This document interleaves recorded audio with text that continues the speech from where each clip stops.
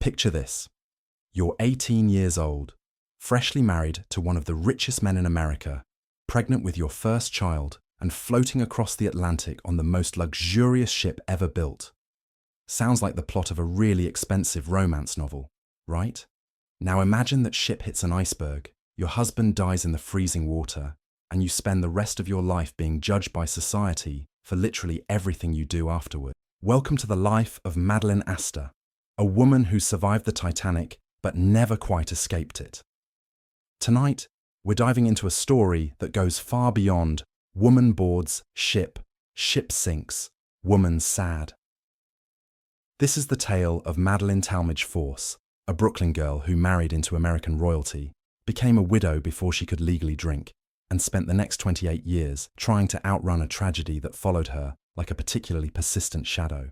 Her story is one part Gilded Age scandal, one part disaster movie, and several parts what were you thinking?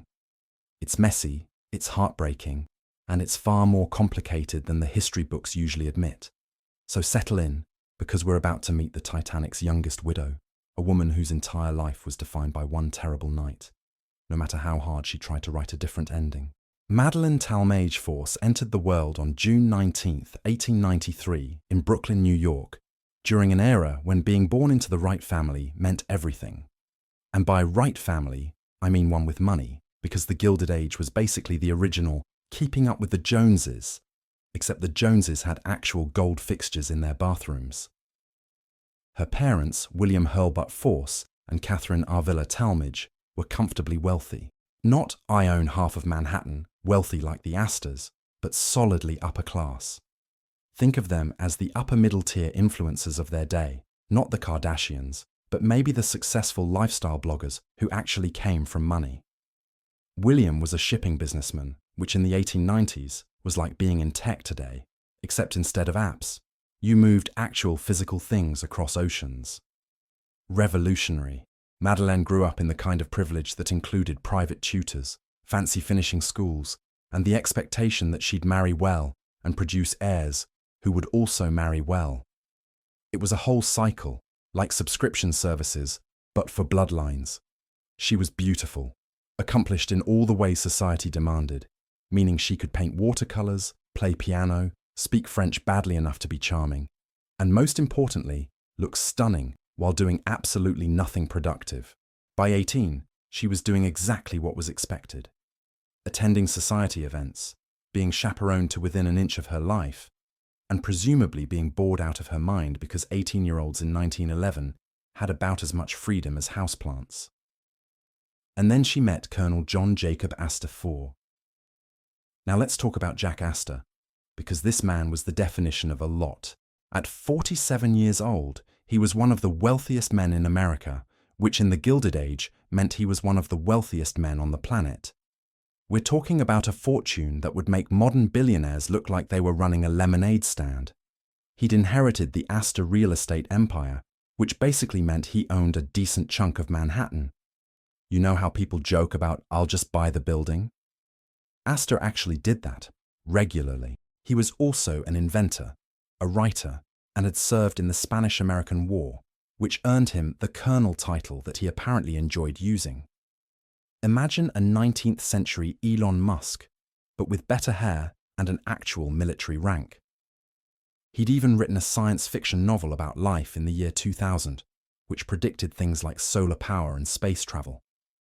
So he was rich, accomplished, and thought deeply about the future. You know, the future he wouldn't live to see because he'd be freezing to death in the North Atlantic within a year. Irony is a harsh mistress. There was just one tiny problem. Jack Astor was very, very married. Well, he was married until 1909, when he divorced his first wife, Ava, in a scandal so juicy that modern tabloids would weep with envy. Divorce in the Gilded Age wasn't just frowned upon. It was social suicide. It was like posting your breakup details on Instagram, except the entire literate population of America was following the story, and there was no hide story button.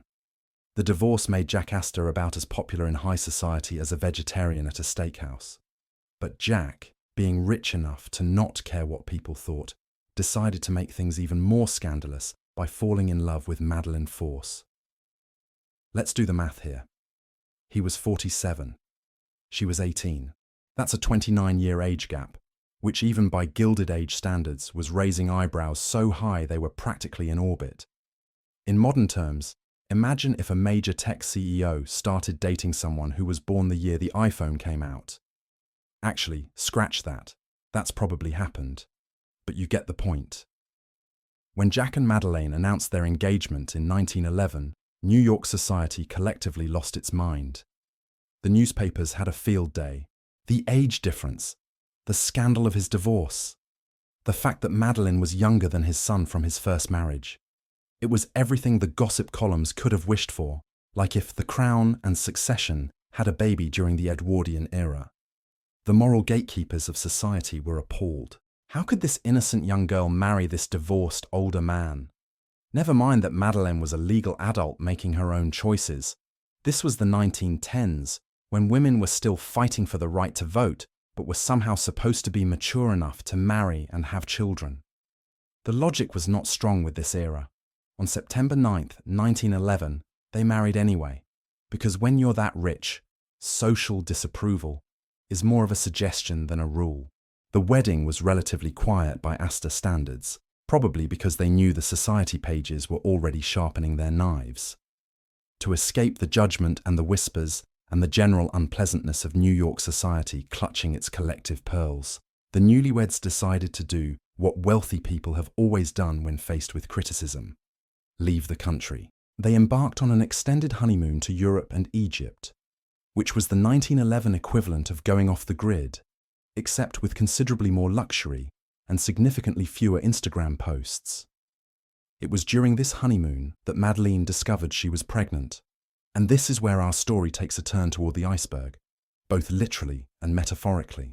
By April 1912, Madeleine was 5 months pregnant, and presumably getting tired of hotel rooms and foreign countries, no matter how exotic. The couple decided it was time to head home to New York, where Madeleine could give birth to the next Astor heir in proper American luxury. For their return voyage, they booked passage on a brand new ship that was making headlines for being absolutely unsinkable.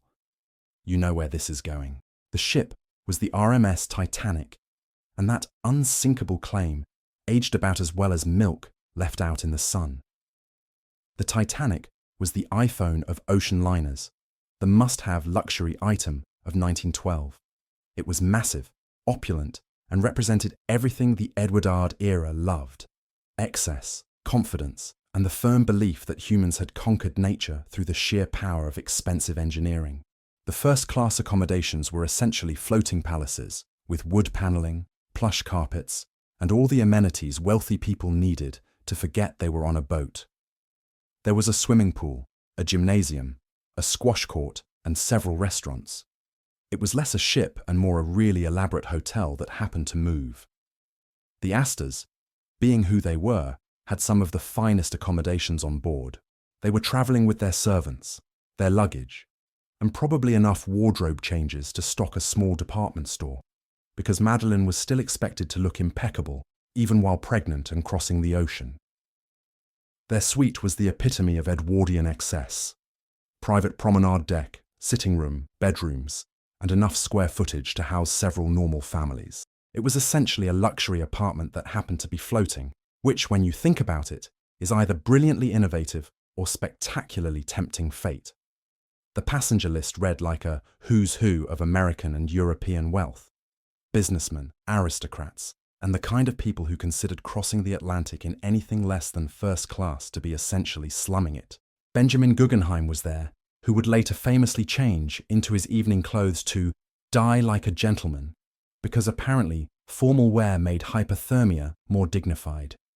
Isidore and Ida Strauss, the founders of Macy's, were on board, and their story of refusing to be separated even in death would become one of the Titanic's most heartbreaking footnotes.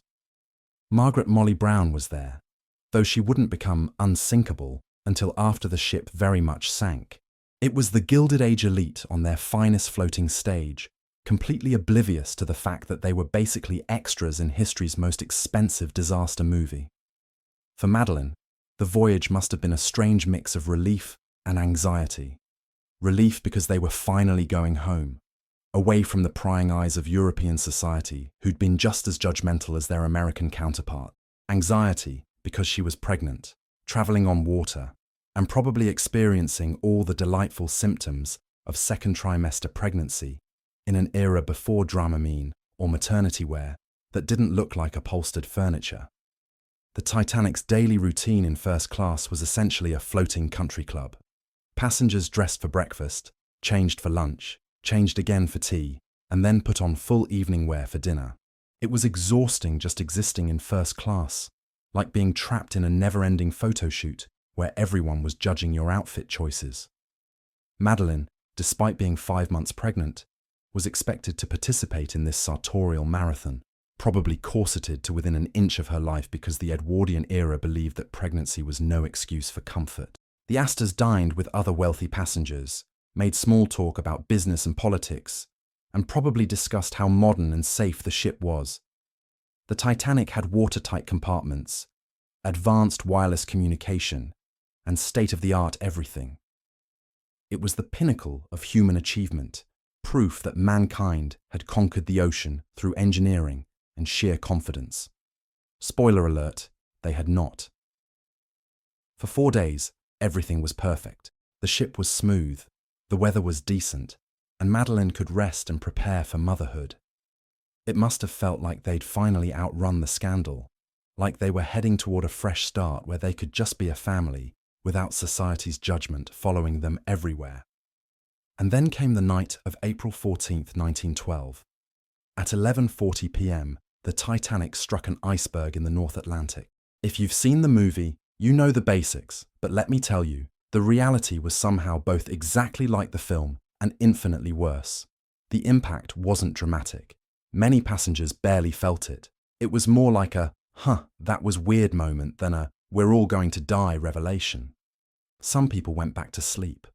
Others wandered up on deck to see what happened, treating it like a minor inconvenience rather than the beginning of one of history's worst maritime disasters. The Astors were in their stateroom when it happened.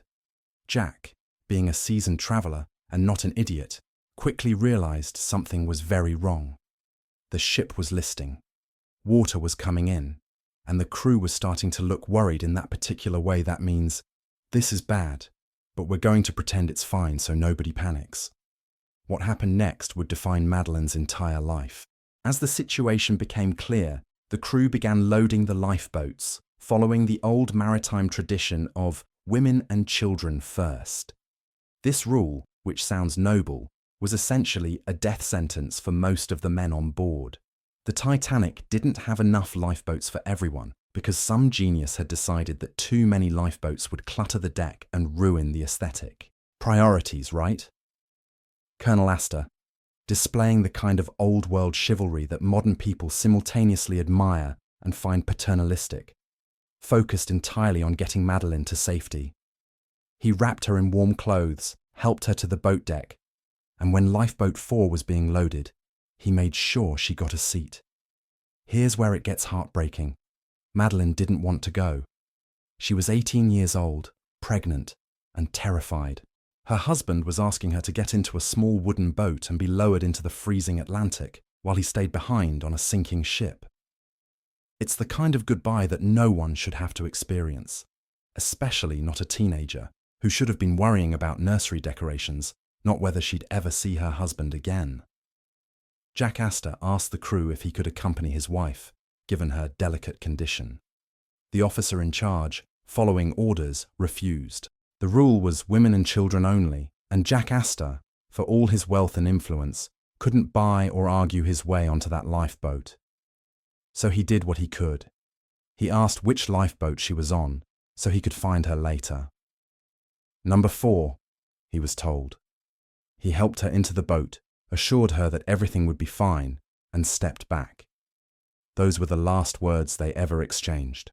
Madeleine sat in Lifeboat 4 as it was lowered down the side of the massive ship, watching her husband become smaller and smaller above her. She could see him standing on the deck in his finest evening wear, because apparently, the Gilded Age elite believed that if you were going to die, you should at least be well dressed. It's simultaneously admirable and absurd, like wearing designer shoes to a natural disaster. The lifeboat pulled away from the Titanic, and Madeleine watched as the impossible happened. The unsinkable ship began to sink. The lights went out section by section. The bow dipped lower and lower into the water. And then, at 2:20 a.m. on April 15th, 1912, the RMS Titanic broke apart and disappeared beneath the waves. Colonel John Jacob Astor IV died in the freezing water of the North Atlantic. His body was later recovered, identified by the initials on his jacket and the considerable amount of money in his pockets. Even in death, he was unmistakably an Astor. Madeleine, meanwhile, was sitting in a lifeboat surrounded by other survivors, all of them listening to the sounds of hundreds of people dying in the water. The screaming eventually stopped, not because people were rescued, but because hypothermia doesn't take long in 28-degree water. It's the kind of trauma that rewires your brain, the kind of experience that divides your life into before and after. The RMS Carpathia arrived at dawn and began picking up survivors. Madeleine was pulled aboard in shock, pregnant, widowed, and probably unable to process that any of this was real. She'd left New York as a scandalous newlywed and would return as America's most famous young widow. She was 18 years old. When Madeleine arrived in New York on the Carpathia, she wasn't just grieving, she was a spectacle. The press was waiting. The public wanted details. Everyone had an opinion about the tragedy, about her, about everything. And in the midst of all this, she was 5 months pregnant and had just watched her husband die. The scene at the dock was chaotic. Thousands of people had gathered, desperate for news of their loved ones, while reporters scrambled for stories and photographers jostled for position. The Carpathia docked on the evening of April 18th, 3 days after the sinking, and the survivors who emerged were a shell-shocked, traumatized group who'd just lived through something unimaginable. Madeleine was whisked away from the crowds, protected by the Astor family and their considerable resources. But even in her grief and shock, she couldn't escape the scrutiny. The newspapers wanted to know everything. What had happened? What were Colonel Astor's last words? How had she survived when so many others died? It was voyeuristic and intrusive, the 1912 equivalent of paparazzi camping outside someone's hospital room, except there were no privacy laws and the public felt entitled to every gruesome detail. The stories that emerged from survivors painted a picture of heroism, chaos, and the arbitrary nature of who lived and who died. Some lifeboats left half empty because officers didn't think they could safely hold more people. Others were so crowded that people could barely move. First-class passengers generally had better survival rates, not because they were more deserving, but because they were closer to the boat deck and had better access to information and lifeboats. It was a disaster that revealed the class divisions of the era in the starkest possible terms. For weeks after the sinking, Madeleine remained in seclusion, processing a loss that most people couldn't comprehend. She was 18 years old, widowed, pregnant, and famous for all the wrong reasons. The scandal of her marriage to Colonel Astor had been replaced by the tragedy of his death, but the public's fascination with her never wavered. She'd gone from being that young girl who married the divorced older man to that young widow who survived the Titanic. Neither identity was one she'd chosen, but both defined her completely. The Astor family, who had never been particularly thrilled about Jack's marriage to this young woman, now had to deal with the fact that she was carrying the Astor heir. This child would be worth millions, would carry the Astor name, and would be born to a woman they'd considered an unsuitable match. It was messy, legally complicated, and emotionally devastating. There were practical matters to deal with too. Colonel Astor's will needed to be read, his estate needed to be settled, and Madeleine needed to figure out how to survive as a pregnant widow in a world that was watching her every move. The Astor family provided support, but it came with strings attached, conditions that would shape the rest of her life in ways she probably didn't fully understand at the time. On August 14, 1912, just 4 months after the Titanic sank, Madeleine gave birth to a son, John Jacob Astor VI. He was born into one of America's greatest fortunes, but also into the shadow of a tragedy that would define him before he could even speak. The press called him the Titanic baby, which is both accurate and deeply sad. Imagine your entire identity being tied to a disaster that killed your father before you were born. Now, let's talk about the inheritance, because this is where things get truly Victorian in their convolution. Colonel Astor had left a substantial fortune, and Madeleine was entitled to a portion of it. She received the use of the Fifth Avenue mansion until her son came of age, a $100,000 annual trust fund, which in 1912 money was enough to live very, very comfortably, and additional financial provisions. In today's dollars, that annual allowance would be roughly $3 million per year. Not bad for a widow's allowance, right? You could buy a lot of therapy with that kind of money, which she definitely needed. But here's the catch, and oh, what a catch it was. If Madeleine remarried, she would lose a substantial portion of that inheritance. The money would revert to the Astor estate, and she'd be left with significantly less. It was essentially a financial chastity belt, a way of ensuring that she remained the proper grieving widow and didn't do anything scandalous like finding love again. Let's break down what this really meant. The Astor family was essentially paying her to stay single and devoted to their dead son's memory. It was a transaction dressed up as propriety. We'll give you millions of dollars, but only if you promise to live the rest of your life alone, raising our grandson, and never moving on. In modern terms, it would be like a prenup from beyond the grave, except instead of protecting assets in divorce, it's controlling a widow's entire future. This kind of arrangement was disturbingly common in the era, based on the idea that a widow's loyalty should remain with her dead husband's family, and that remarrying was somehow a betrayal.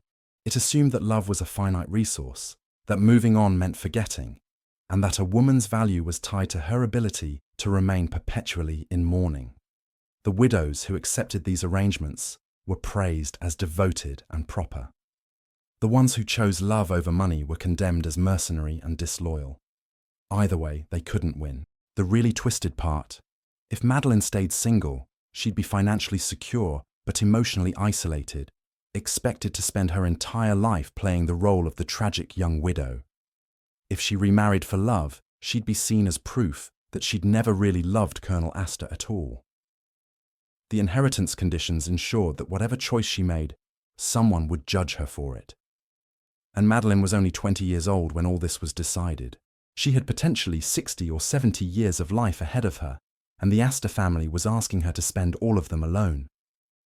For 4 years, Madeleine played the role of the proper widow. She lived quietly, raised her son, and presumably tried to process the trauma of watching hundreds of people die while she escaped. But she was still only 22 years old, and the idea of spending the rest of her life alone, defined entirely by one terrible night, must have felt suffocating. In 1916, Madeleine did the unthinkable. She fell in love again. His name was William Carl Dick, and he was a childhood friend, a banker from a respectable family. He wasn't an Astor-level fortune, but he was solid, stable, and crucially, around her own age. They'd known each other before all the drama, before the Titanic, before Madeleine became America's most famous young widow. He represented normalcy, a connection to the life she'd had before everything went wrong. The relationship developed quietly, probably because Madeleine knew exactly what would happen when it became public, and she was right to be cautious. When news of their engagement broke, the reaction was swift and predictable. Scandal, judgment, and a whole lot of opinions from people who'd never survived a maritime disaster or lived under the crushing weight of society's expectations. They married on June 22, 1916, and with that marriage, Madeleine forfeited her Astor inheritance. Let's pause and appreciate the impossible position she was in. If she remarried, she lost financial security and would be judged as disloyal to her dead husband's memory. If she didn't remarry, she'd spend her entire life alone, wealthy but isolated, expected to remain frozen in widowhood like some kind of tragic statue. There was no winning move here, no choice that wouldn't result in criticism and loss. Think about what she gave up. The Fifth Avenue mansion, gone. The substantial annual income, reduced to a fraction. The security of knowing she'd always be financially comfortable, traded for the uncertainty of building a new life. She chose love over money, companionship over security, and the possibility of happiness over the guarantee of wealth. In modern times, we might celebrate this as romantic, as choosing authenticity over materialism. But in 1916, it was seen as proof of everything society had suspected about her. She was too young, too impulsive, too willing to move on from tragedy. The fact that she'd grieved for 4 years, that she was still only 23, that she might genuinely want companionship and normalcy, didn't seem to matter to anyone. The public, predictably, had opinions. Many saw her remarriage as proof that she'd never truly loved Colonel Astor, that she'd been a gold digger all along, that she was callous and mercenary. Never mind that she'd literally given up millions to marry William Dick. Never mind that staying in a gilded cage of perpetual mourning might have slowly destroyed her. The narrative was set. She'd betrayed the Astor legacy for a lesser man, and no amount of context or nuance was going to change that story. The marriage to William Dick was not the fairy tale she might have hoped for. They had 2 sons together, William Force Dick and John Henry Dick II, but the relationship was strained from the start. William Dick struggled with being Mr. Madeleine Astor, living in the shadow of her first husband's wealth and legacy. The age of the tabloid might not have fully arrived yet, but society gossip was just as vicious, and everyone had an opinion about their marriage. By 1923, Madeleine attempted to do something meaningful with her experience. She tried to establish a charitable foundation for Titanic victims and their families, a way of turning her tragedy into something helpful. It was a noble idea, a way of honoring those who'd died and helping those who'd survived. But the foundation never fully materialized, possibly due to lack of funding after she'd forfeited the Astor money, possibly because the wounds were still too fresh, possibly because the world was ready to move on from the Titanic, even if she couldn't. The marriage deteriorated through the early 1920s. There were arguments, separations, and all the signs of a relationship that wasn't working. In 1925, they divorced. Madeleine was now 32, twice widowed, well, once widowed and once divorced, and probably wondering if she'd ever get to write her own story instead of living in the footnotes of someone else's tragedy. If you thought Madeleine's story couldn't get more complicated, buckle up, because in 1933, she did something that made her previous scandals look quaint. She married a younger Italian boxer. His name was Enzo Fiamonte, and he was everything the Astor family probably had nightmares about. He was younger than her by several years. He was Italian at a time when that wasn't considered fashionable in American high society. He was a professional athlete rather than a gentleman of leisure, and he had exactly zero connection to American high society or old money. In modern terms, it would be like if a Kennedy married a reality TV star. Actually, scratch that, that's also happened. But you get the idea. The marriage was Madeleine's 3rd attempt at finding happiness.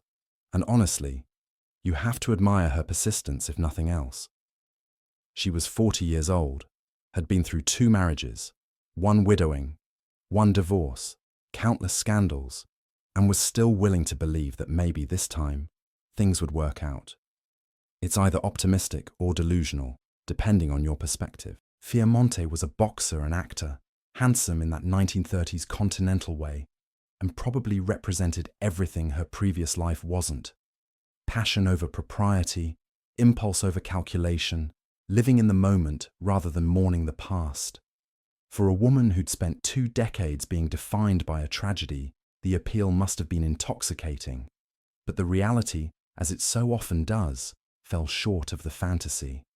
The marriage lasted about 5 minutes in historical terms, ending in divorce by 1938. The details are messy and not particularly edifying for anyone involved. Fiamonte later claimed that Madeleine was difficult, controlling, and couldn't let go of her past. He painted himself as a victim of her wealth and emotional baggage, which is rich coming from a man who married a woman significantly older and wealthier than himself. Madeleine, for her part, remained largely silent on the matter, which had become her default mode when dealing with public scrutiny. She'd learned, probably through painful experience, that anything she said would be twisted, analyzed, and used against her. Silence wasn't dignity, it was survival. The failure of her 3rd marriage seemed to confirm what society had been saying all along, that Madeleine Astor was damaged goods, unable to maintain a relationship, forever haunted by that night in 1912. It was cruel and reductive, but it was the narrative that stuck. No one seemed interested in considering that maybe, just maybe, finding stable happiness is difficult for anyone, let alone someone who'd experienced the kind of trauma and public scrutiny that Madeleine had endured. By this point, Madeleine had become reclusive. She rarely spoke about the Titanic, refused most interviews, and seemed to withdraw from public life entirely. She'd been famous for surviving a disaster, judged for every relationship decision she'd made afterward, and couldn't seem to escape the shadow of that one terrible night 26 years earlier. Her health began to fail in the late 1930s. The exact nature of her ailments isn't fully documented, but heart problems were mentioned, which honestly isn't surprising given the stress she'd lived under. Her son, John Jacob Astor VI, had grown up acutely aware of being the child of tragedy, the boy whose father died on the Titanic. He had a complicated relationship with the Astor family, who had never fully accepted his mother and, by extension, him. There was resentment, a sense of being caught between two worlds, the Astor legacy he'd inherited, and the mother who'd been ostracized for trying to live her own life. Madeleine spent her final years quietly, far from the spotlight that had followed her since she was 18. The woman who'd survived the most famous shipwreck in history, who'd been married 3 times, who'd lost a fortune and gained notoriety, simply wanted to be left alone. On March 27, 1940, Madeleine Astor died at the age of 46 from heart complications. She'd lived less than half a century, but her life had been so packed with drama, tragedy, and public scrutiny that it probably felt like several lifetimes. The press coverage of her death was modest, especially compared to the sensation that had surrounded her in 1912. The world was gearing up for World War II. There were bigger stories, more pressing concerns. Madeleine Astor, the girl who'd survived the Titanic, had become a footnote, a historical curiosity rather than a headline. But her legacy is more complex than the brief obituaries suggested. Madeleine Astor was, in many ways, the Titanic's most famous survivor who never escaped its memory. Every decision she made after April 15, 1912, was filtered through that tragedy. Every relationship was compared to her marriage to Colonel Astor. Every choice was judged against an impossible standard of eternal widowhood and grief. The controversy over her treatment by the Astor family and society at large continues to this day. Was she a gold digger who married for money, or a young woman who fell in love with a powerful man? Was her remarriage a betrayal, or was the expectation that she remain alone forever deeply unfair? Should she have kept the Astor money and stayed single, or was choosing love over wealth the braver choice? The truth, as always, is complicated. Madeleine was 18 when she married Jack Astor, barely an adult by modern standards. She was pregnant and widowed at the same age most people today are finishing college. She made choices that scandalized society, but those choices were made in the context of impossible circumstances and crushing expectations. Her son, John Jacob Astor VI, inherited some of his father's fortune, but never quite fit into the Astor dynasty. He served in World War II, married, had children, and lived until 1992, carrying the weight of being born into tragedy. His existence was proof that life goes on after disaster, but also that some shadows never fully fade. So why does Madeleine Astor's story matter, beyond being a footnote in Titanic history? Because her story illustrates something we often forget. Surviving a tragedy is just the beginning. The Titanic sank in 2 hours and 40 minutes, but Madeleine lived with its aftermath for 28 years. She carried the weight of survivors' guilt, public judgment, and impossible expectations everywhere she went. Her story matters because it shows how society treats women who don't perform grief in the expected way. She was too young, too beautiful, too alive to be the perfect widow. She wanted love, companionship, and a life beyond one terrible night. And for that, she was judged mercilessly. It matters because it reminds us that behind every historical tragedy are individual human stories, messy and complicated and real. Madeleine wasn't just the young widow from the Titanic. She was a person who made choices, some good and some questionable, trying to navigate an impossible situation with the whole world watching. And ultimately, her story matters because it's a reminder that survival isn't always the happy ending. Sometimes survival is just the beginning of a different kind of struggle, one that doesn't make headlines, but is no less real. Madeleine Astor.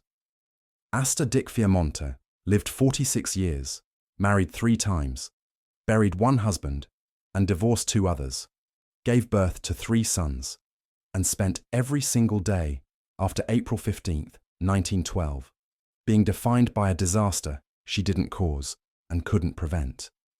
She deserved better. She deserved to be remembered as more than the Titanic's youngest widow. But history, like the society she lived in, had other ideas. Good night, and may we all be fortunate enough to write our own stories rather than having them written for us by tragedy and circumstance.